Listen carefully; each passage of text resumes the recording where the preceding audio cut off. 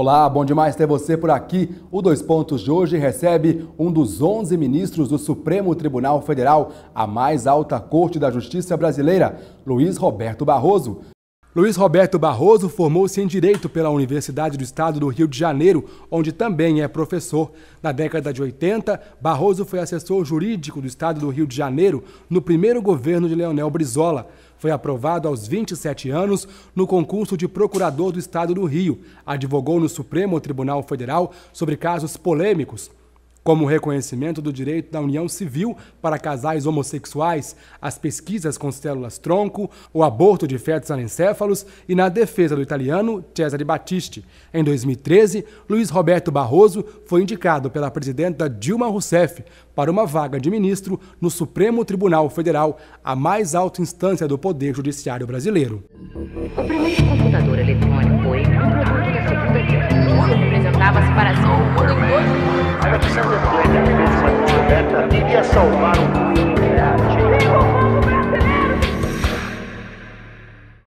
Ministro, muito obrigado por sua presença aqui na TV UFMG, no programa Dois Pontos.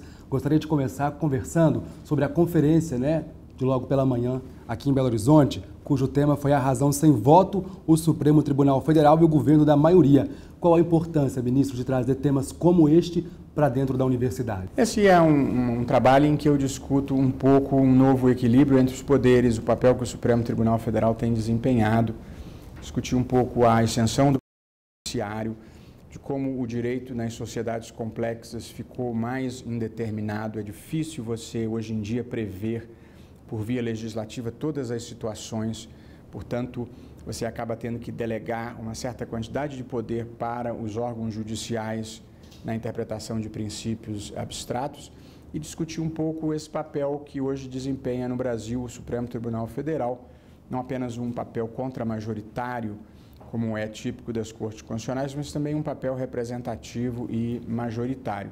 Conjunto de questões técnicas em que eu analiso a evolução da jurisprudência do Supremo e o papel que ele desempenha hoje na sociedade brasileira. Ok, de acordo com a OAB, são cerca de 1.200 cursos de direito aqui no Brasil, ministro.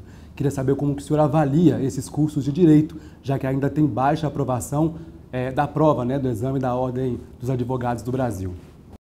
Essa é uma questão complexa e há diferentes modos de vê-la. Eu acho que a Ordem dos Advogados do Brasil, ao aplicar o exame de ordem, faz muito bem, porque um bacharel em Direito que queira advogar e, portanto, defender os interesses das pessoas, os interesses patrimoniais, os interesses familiares, inclusive a liberdade da pessoa, ele precisa ter um nível mínimo de suficiência e, portanto, o exame de ordem me parece indispensável como uma forma de monitorar quem entra no mercado de trabalho e proteger o usuário dos serviços dos advogados. Por outro lado, a existência dessa grande quantidade de faculdades de direito, de uma certa forma, e desde que não se esteja vendendo ilusões, é uma forma de pessoas que não teriam acesso a um curso superior terem a possibilidade de uma formação um pouco melhor. De modo que eu não vejo isso como um desastre, nem tenho grande preconceito, desde que, como disse, você não esteja vendendo ilusão. Quer dizer, a pessoa tem que saber que ela está estudando para melhorar a sua qualificação técnica, ampliando os seus limites cognitivos, se tornando um participante melhor na comunidade, sem necessariamente ser um advogado. Sob essa perspectiva, eu vejo com naturalidade. Eu acho melhor uma pessoa fazer um curso de direito, mesmo que não vá ser advogado, do que não fazer curso nenhum. Qual que é o conselho para o estudante de direito, para ser bem-sucedido? É muito difícil dar um conselho para alguém como vai ser bem-sucedido. As pessoas são diferentes, as pessoas têm gostos diferentes, escolhas diferentes, prazeres diferentes. Não há uma regra absoluta para nada na vida. Eu diria, assim, existencialmente, eu daria 3 propostas, que até disse isso recentemente num discurso de formatura de uma turma que me escolheu para a Ninfo. Acho que o primeiro mandamento para uma pessoa ser realizada em qualquer coisa na vida é conhecer-se a si próprio. Estava lá desde o oráculo de Delfos, uma das inscrições era essa. Você precisa saber o que você gosta, quem você é, o que te realiza, o que te faz feliz, o que te dá prazer. Geralmente, nessas atividades que a gente será melhor. Portanto, a primeira coisa a fazer é conhecer-se a si próprio, saber por quem bate o seu coração, onde mora o seu desejo. Segundo lugar, e aí uma opção existencial, acho que a gente na vida deve ser bom, querer bem, fazer o bem, pensar coisas boas, tentar viver com uma certa elevação espiritual. Acho que esse também é um bom caminho para o sucesso, não para o sucesso externo, para o sucesso como uma realização interior. Em terceiro lugar, eu diria que a gente, e em último lugar, a gente deve fazer bem feitas as coisas. Portanto, a gente na vida pode fazer ou não fazer, mas tudo que merece ser feito, merece ser bem feito. De modo que fazer com aplicação e capricho aquilo que lhe tocou fazer, seja uma coisa importante, seja uma coisa menos importante, eu acho que também é um caminho para o sucesso. Seja para o sucesso como realização interior, seja para o sucesso como reconhecimento. De modo que a minha síntese seria conhecer-se a si mesmo, ser bom e fazer bem feito. De acordo com uma recente pesquisa do IBOPE, 48% das pessoas entrevistadas, só 48% disseram que confiam no judiciário. Como é que a gente pode explicar então, ministro? Eu só teria condições de comentar essa avaliação se eu soubesse qual foi a avaliação das outras instituições. Então eu preciso comparar com as Forças Armadas, com a Igreja Católica, com o Corpo de Bombeiros, para saber qual é o significado desse número. Ele pode ser alto ou pode ser baixo. Portanto, não tenho como dizer, mas 50% da população confiam na justiça já é alguma coisa, porque o Brasil vive uma onda generalizada de ceticismo, de descrença e de uma grande agressividade pelas redes sociais de uma maneira geral. De modo que nós estamos precisando de um pouco de um choque civilizatório, juntamente com um choque educacional, juntamente com uma elevação geral do patamar ético do país. E eu não falo só de correção pessoal, o que já é um grande avanço, mas também um modo de se relacionar. Quer dizer, o Brasil ainda é um país em que as pessoas se comportam assim: quem pensa diferente de mim é meu inimigo. É errado. Quem pensa diferente de mim é meu parceiro na construção de um mundo plural. Nós precisamos elevar esse patamar cultural e ético de tratar quem pensa diferente como um igual que merece respeito e consideração. Ainda como decorrência disso, todo debate no Brasil há uma certa compulsão por desqualificar moralmente quem pensa diferente. Então você foca na pessoa em vez de focar no argumento e tentar produzir um argumento melhor. Isso também é péssimo, porque compromete a qualidade do debate público no Brasil. De modo que nós somos uma democracia jovem, um país que tem avançado muito, mas com muito por fazer.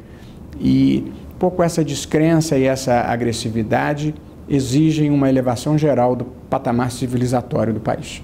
Queria saber se o Supremo Tribunal Federal, durante as votações, leva em conta ou pode levar em conta a pressão da opinião pública. E dentro disso, saber como que o senhor avalia a cobertura da imprensa sobre o judiciário, ministro.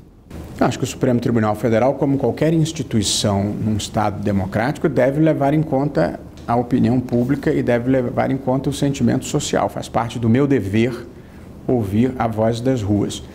Mas o meu dever prioritário é interpretar a Constituição e aplicar as leis com independência. Portanto, ouvir a voz das ruas e o sentimento social não significa ser escravo da opinião pública. Significa ter algum tipo de interlocução com a sociedade, inclusive para esclarecer quando alguma decisão que a Justiça precisou tomar não tenha a popularidade junto à opinião pública em geral. Eu recentemente fiz isso. Porque do meu dever, quando um dos condenados na ação penal 470 completou o prazo de prisão no regime semiaberto e tinha condições por lei de ser alçado ao regime aberto, houve uma grande crítica e insatisfação social e, embora eu não costume dar entrevistas sobre casos, eu expliquei à sociedade. A regra é que o regime a progressão do regime semiaberto para o regime aberto dá direito à prisão domiciliar. Quem cumpre 1/6 da pena tem direito à progressão do regime. Essas foram as opções que a sociedade brasileira fez. O país tem uma quantidade limitada de dinheiro para investir no sistema prisional, porque o país tem carências de educação, de saúde, de hospitais, de saneamento, e, portanto, tem tanto de dinheiro para gastar no sistema penitenciário, e porque tem uma quantidade limitada de dinheiro, tem um sistema que às vezes parece leniente, mas é o sistema que o país pode pagar. Portanto, eu tenho que fazer o que é certo, independentemente da insatisfação social, se for isso que a Constituição e a lei determinarem. Mas eu acho também que devo uma satisfação à sociedade, que é essa que eu estou lidando. Eu tenho que cumprir a lei. O fato da sociedade ter ódio por alguém não muda a lei. E é precisamente as pessoas que são vítimas de ódio que precisam de um juiz constitucional independente e, de preferência, corajoso. Mas não tem nada escondido, é tudo transparente. E cabe à imprensa falar um pouco ou explicar melhor, então, como, por exemplo, neste caso que o senhor citou, para não ficar aquela impressão de impunidade? O que o senhor acha? O papel da imprensa, enquanto noticiadora de fatos, é esse mesmo, noticiar os fatos. E, portanto, se eu explico, a imprensa noticia. E se parte da sociedade critica, a imprensa noticia. Eu acho que assim é a vida. O que é importante é separar o que seja fato do que seja opinião. As pessoas na vida têm direito à própria opinião, mas não têm direito aos próprios fatos. Portanto, a gente deve fazer um certo esforço para manter compromissos com a verdade. Claro que uma verdade subjetiva, porque as pessoas veem a vida de pontos de observação diferentes. Eu acho que a imprensa presta um valioso serviço para o país. Comete injustiças? Comete. Comete exageros? Comete. Mas todas as instituições, quer dizer, há problemas no judiciário, há problemas nas Forças Armadas, há problemas na universidade, há problemas na imprensa.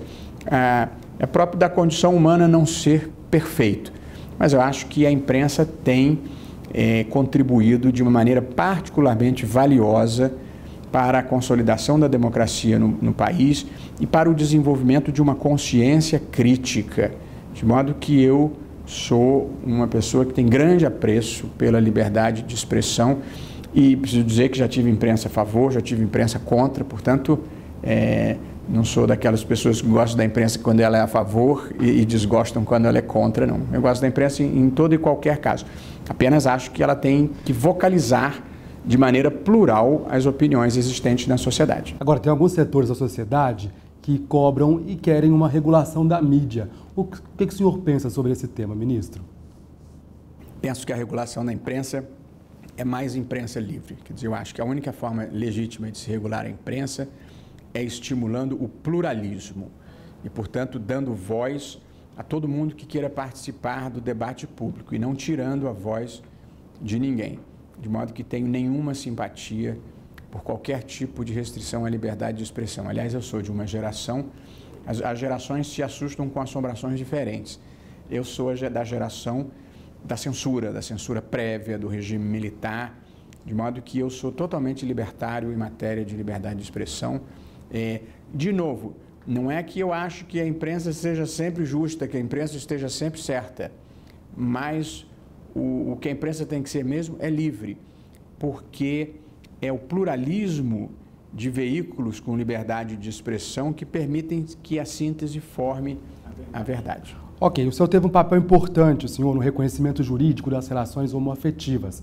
Gostaria de saber, então, ministro, o que a gente precisa avançar ainda no Brasil em relação a esse tema? O senhor concorda com a criminalização da homofobia, por exemplo? Eu realmente fui advogado tanto na questão da equiparação das uniões estáveis às uniões homoafetivas, como na possibilidade do casamento entre pessoas do mesmo sexo. Faz parte do modo como eu penso a vida. O que vale a vida são os nossos afetos. As pessoas devem ter direito de colocar o seu coração onde mora o seu desejo e acho que o Estado tem o dever de respeitar essas escolhas existenciais das pessoas, desde que elas sejam razoáveis. Portanto, duas pessoas maiores e capazes que se amam, sejam dois homens, sejam duas mulheres, seja um homem ou uma mulher, o amor é um amor feito de pessoas e, portanto, a orientação sexual eu não acho que deva fazer diferença, de modo que eu sou a favor a um tratamento absolutamente igualitário, tanto para as uniões estáveis como para a possibilidade de casamento. Não é obrigatório, né? Portanto, é só para quem quer. Esse medo, esse susto, esse preconceito enorme, muitas vezes é a insegurança quanto à própria sexualidade. Eu tenho maior respeito por quem tem a restrição por motivação religiosa. Eu acho que a religião é um espaço importante da vida das pessoas, que merece respeito, mas acho que é um espaço da vida privada e não da vida pública. De modo que acho que as pessoas podem fazer as suas escolhas, acho que os pastores, os representantes das igrejas que sejam contrárias têm o direito de dizer aos seus fiéis que não acham aquilo bom. É possível ler a Bíblia como um documento literal. Enfim, eu respeito todas as opções que as pessoas queiram fazer para si. O que não me parece legítimo é você querer impor aos outros a sua convicção religiosa. Portanto, eu tenho respeito pelas opções religiosas, mas tenho grande desapreço pela intolerância de uma maneira geral. Então, o senhor é a favor ou não da criminalização da homofobia? É muito fácil dizer sou, mas é preciso saber em que termos ela está sendo, quer dizer, qualquer tipo de manifestação de ódio ou de violência em relação aos homossexuais, eu sou contrário. O direito de uma pessoa evangélica, por exemplo, dizer prego para os nossos fiéis que não sigam o homossexualismo, acho que isso é uma forma legítima de expressão. Portanto, a intolerância, o ódio, a violência são inaceitáveis. As convicções pessoais intragrupo são legítimas. Em recente entrevista para a Folha de São Paulo, seu colega do Supremo, Gilmar Mendes, disse que é importante que o STF não se converta numa corte bolivariana, uma referência ao fato de que a partir de 2016, 10 dos 11 ministros terem sido indicados pelo o ex-presidente Lula e pela presidenta Dilma Rousseff. Queria saber do senhor, se o senhor concorda com isso? Existe essa possibilidade de uma corte bolivariana? Eu tenho por princípio não bater boca nem polemizar com colegas pela imprensa, de modo que eu vou ser fiel a essa convicção. Acho que o Supremo tem uma excelente composição e eu sou muito feliz de integrá-lo. Quero saber agora o seguinte, qual a sua opinião sobre a possibilidade de magistrados se aposentarem de forma compulsória aos 75 anos e não mais aos 70, como acontece hoje em dia, ministro? Nesse momento, eu sou contra essa ideia por diversas razões. A primeira é que isso é um casuísmo político para impedir uma presidente eleita de fazer nomeações. O Supremo é uma instituição de Estado e não de governo e, portanto, não deve estar sujeito aos casuísmos da política. O Supremo é uma instituição que tem se consolidado exatamente porque não se mexe na sua configuração institucional a toda hora, de modo que, por essa primeira razão, eu não mexeria. Uma segunda razão é que eu acho que no Brasil, ao contrário dos Estados Unidos, onde não há idade limite, no Brasil a magistratura é uma carreira. E, portanto, se você aprova 75 anos no Supremo, isso imediatamente vai valer para os tribunais em geral. E aí você emperra a carreira. Então, um jovem que faz um concurso para juiz agora, entra lá com 25, 30 anos, que tem a expectativa de virar desembargador com 50, 55 anos, se você prorroga a idade para 75, você frustra esse projeto de vida, muitas vezes a carreira não vai andar. De modo que eu acho que você engessaria a carreira da magistratura, e não por outra razão, todas as associações de magistratura são contrárias a essa ideia. E no Supremo em particular, e eu estou falando para mim e não só para os outros, eu acho que 10, 15 anos é um bom tempo. Portanto, eu acho que uma pessoa deve ir para o Supremo aí em torno dos 55, 60 anos. Essa é uma boa idade. O sujeito já está maduro, já teve as suas realizações profissionais, seja lá onde estiverem, e, portanto, aposentando-se aos 70 anos, vão estar lá por um, aspas, mandato de 10 a 15 anos. Se for com 55, vai ter um mandato de 15 anos. Se for com 60, vai ter um mandato de 10 anos. É um bom tempo. Muito mais que isso, as pessoas envelhecem, as ideias envelhecem. Todo mundo, depois de um certo tempo, já não vive mais para avançar, vive para conservar aquilo que já tem. E, portanto, é preciso fazer a fila andar na vida. A gente deve envelhecer com sabedoria e sair do caminho. Em relação à reforma política. Sair do caminho não para morrer, sair do caminho para ir fazer outras coisas importantes e interessantes e deixar a juventude seguir o seu curso.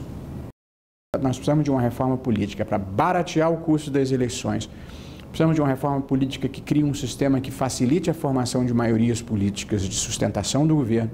E precisamos de uma reforma política que dê autenticidade partidária, autenticidade ao sistema partidário.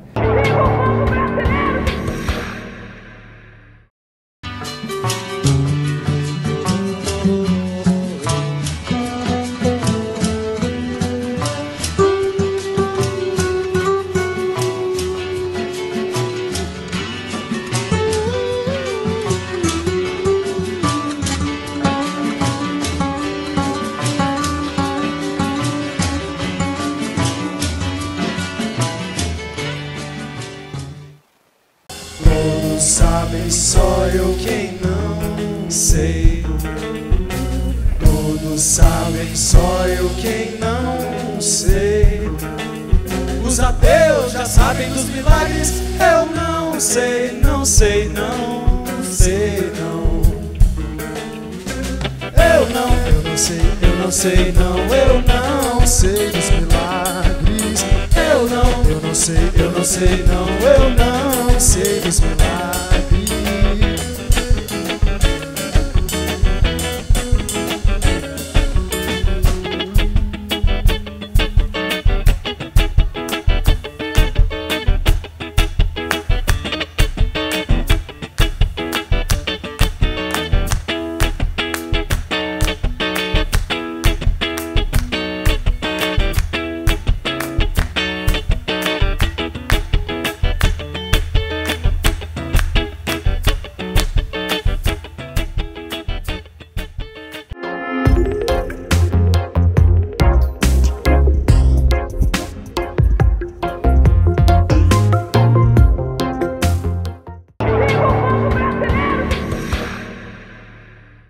Em relação à reforma política, vários setores da sociedade e integrantes do próprio governo federal reconhecem a necessidade de uma reforma política. Gostaria de saber do senhor, então, essa importância, essa necessidade, então, de uma reforma política e, na sua visão, qual seria a reforma ideal? Necessidade é pouco. O país precisa desesperadamente de uma reforma política. Há riscos de toda ordem nesse descolamento entre a sociedade civil e a classe política que existe no Brasil. Essa é uma percepção geral da coletividade. Eu mesmo, quando estive na minha sabatina no Senado, há um pouco mais de um ano atrás, essa também era uma percepção das lideranças políticas, que naquela ocasião, com o povo na rua, estavam elas, lideranças mobilizadas para fazer uma reforma política que nunca veio. O problema não é reconhecer a necessidade de reforma política que todo mundo reconhece. O problema é qual reforma política. Portanto, esse é um caso estranho na vida de um consenso profundo que produz a inércia. Está todo mundo de acordo, mas não se consegue sair do lugar. A razão é que não é possível fazer uma reforma política que agrade todo mundo, nem que atenda todos os interesses. De modo que, embora o marxismo e mais ainda o leninismo estejam fora de época nessa temporada de pensamento único, é preciso reavivar Lenin para dizer que não tem como fazer esse omelete sem quebrar os ovos. Portanto, alguém vai ter que ser desagradado nessa reforma política. Mas é preciso fazer alguma. Esse sistema brasileiro o sistema proporcional com lista aberta é um desastre completo, porque produz baixa representatividade a um custo elevadíssimo e um sistema partidário de nenhuma autenticidade. Portanto, nós precisamos de uma reforma política para baratear o custo das eleições. Precisamos de uma reforma política que crie um sistema que facilite a formação de maiorias políticas de sustentação do governo. E precisamos de uma reforma política que dê autenticidade partidária, autenticidade ao sistema partidário. Eu tenho ideias que tinha muito antes de ir para o Supremo. A minha reforma política envolve o sistema chamado distrital misto com lista fechada. Portanto, o eleitor tem 2 votos. Ele escolhe um candidato no seu distrito, cada partido lançando um candidato, seu primeiro voto. No segundo voto, ele vota no partido e, portanto, obedece à lista do partido. Há uma crença equivocada no Brasil de que a lista aberta é mais democrática do que a lista fechada. Esta é uma constatação produto de um certo desconhecimento do que se passa no mundo real.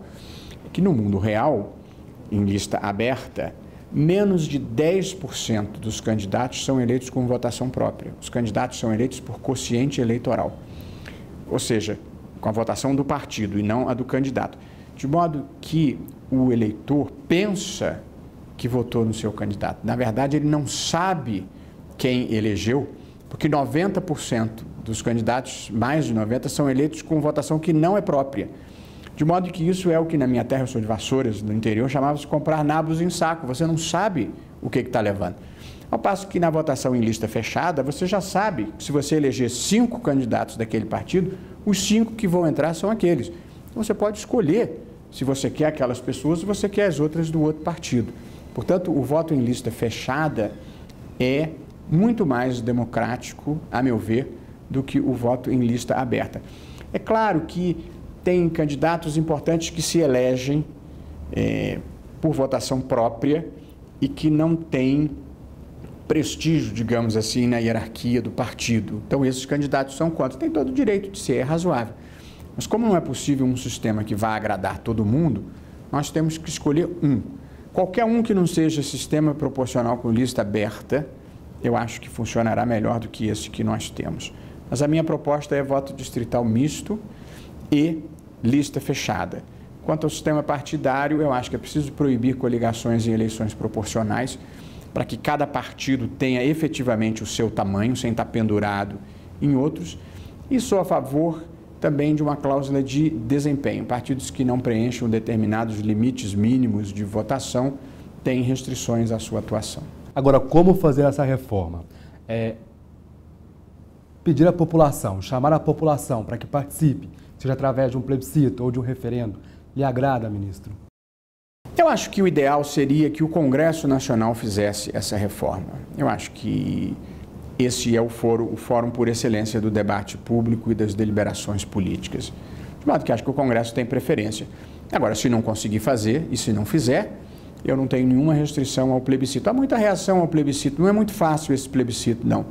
Mas eu acho que é capaz de você fazer 3 perguntas relativamente singelas e campanhas pela televisão, coordenadas pelo TSE, explicando, pode funcionar. De modo que eu acho que o Congresso tem preferência, mas se não fizer, eu acho que deve fazer por plebiscito. Agora, tramita no Supremo uma ação para limitação, ao mesmo fim, das doações de empresas em campanhas eleitorais. Qual a sua opinião sobre isso, ministro? Eu vou falar porque eu já votei, e votei contrariamente ao financiamento por empresas, mas no meu voto eu prestei o seguinte esclarecimento.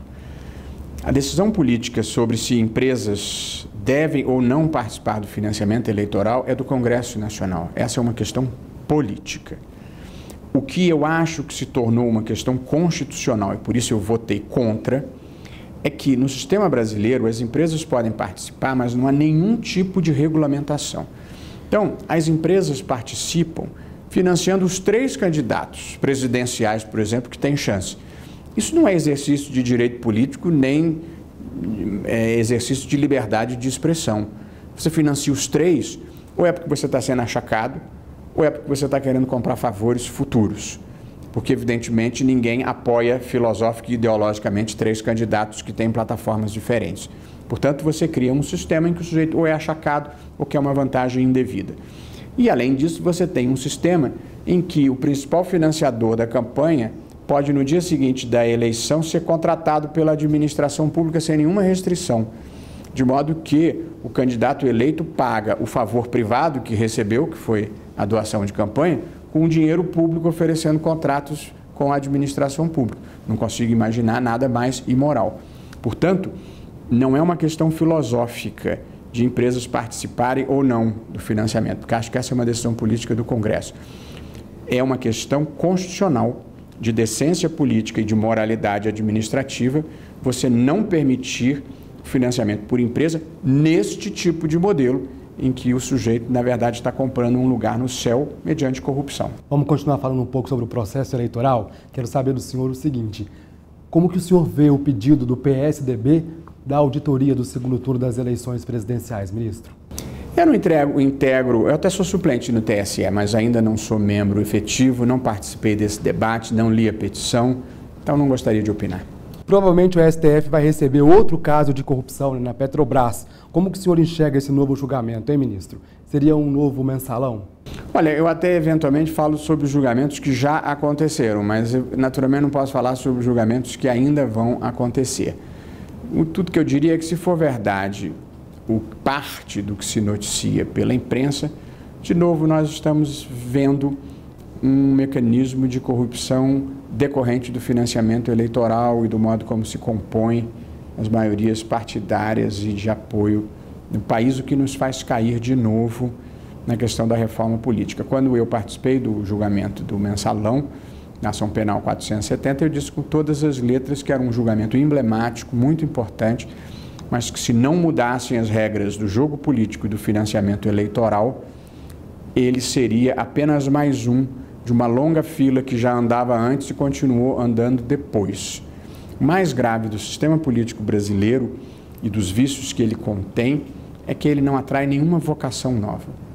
Portanto, as pessoas entram no sistema porque já tem um patrocinador ou por hereditariedade. É um sistema político que decretou a morte do idealismo. Recentemente, a justiça italiana negou a extradição do mensaleiro do PT, o Henrique Pisolato. O senhor acredita que esse caso foi uma retaliação à decisão do Supremo de negar a extradição do Cesare Battisti? Não acredito minimamente. Seria um desrespeito com a justiça italiana imaginar que eles cometeriam uma injustiça para se vingarem de uma decisão da justiça brasileira que não gostaram. Isso não passa pela minha cabeça, assim como não passa pela minha cabeça fazer nenhum comentário depreciativo à justiça italiana por ter exercido a sua soberania, como, aliás, eles deviam ter se comportado quando o Brasil negou a extradição do Cesare Battisti. Bom, em entrevista ao jornal Folha de São Paulo, o senhor disse que a inércia do Congresso traz riscos à democracia. Quais riscos são esses, ministro? Eu penso que os riscos a que eu me referia dentro desse contexto era uma expansão excessiva do judiciário pelo fato de haver uma retração excessiva por parte do legislativo. Na medida em que o legislativo não esteja atendendo demandas sociais relevantes e elas desaguem na justiça, é o judiciário que acaba atendendo essas demandas. É bom que o judiciário atenda, mas é ruim um sistema em que decisões políticas relevantes estejam sendo tomadas no Poder Judiciário. O foro por excelência do debate político é o Congresso Nacional, de modo que eu acho que o país deve dedicar o melhor da sua energia, o melhor da sua inteligência para recolocar o legislativo e a política no papel central que ela tem numa democracia. Numa democracia, política é gênero de primeira necessidade. Agora, prestígio não se consegue por decreto. Portanto, é preciso melhorar a qualidade das instituições políticas e do sistema eleitoral para que isso possa acontecer. Nessa entrevista da Folha de São Paulo, o senhor também disse que a criminalização de drogas leves é uma má política pública. O que seria, então, uma boa política pública, ministro? Acho que é uma má política pública você entupir as cadeias brasileiras, os presídios brasileiros, com jovens de 18 anos, 19 anos, pelo porte de 100, 200, 300, 400, 500 gramas, enfim, de maconha. Simplesmente porque essas pessoas sairão da prisão muito piores do que entraram. Portanto, não é uma razão filosófica, é uma razão pragmática. A maconha, segundo todas as opiniões, é uma droga que não torna a pessoa nem perigosa nem antissocial. Portanto, eu acho que a descriminalização diminuiria o poder do tráfico que domina as comunidades, faturando muito dinheiro com essa droga ilegal, e diminuiria as consequências nefastas para a sociedade desses meninos que entram por maconha e saem 1 ano depois, 2 anos depois, 3 anos depois, escolados no crime e vão ser pessoas muito mais perigosas para a sociedade. De modo que não é uma questão filosófica, nem eu estou preocupado com o usuário. Estou preocupado com o poder do tráfico nas comunidades e com a destruição da vida desses meninos nos presídios. Comparar o Brasil a qualquer outro país, como por exemplo aconteceu no Uruguai, é temerário? O que o senhor acha? Eu acho que a gente pode olhar para as experiências dos outros países, mas o Brasil é um país muito singular, com características muito próprias, de modo que pode ser ruim para o Uruguai e ser bom para o Brasil, ou pode ser bom para o Uruguai e ser ruim para o Brasil.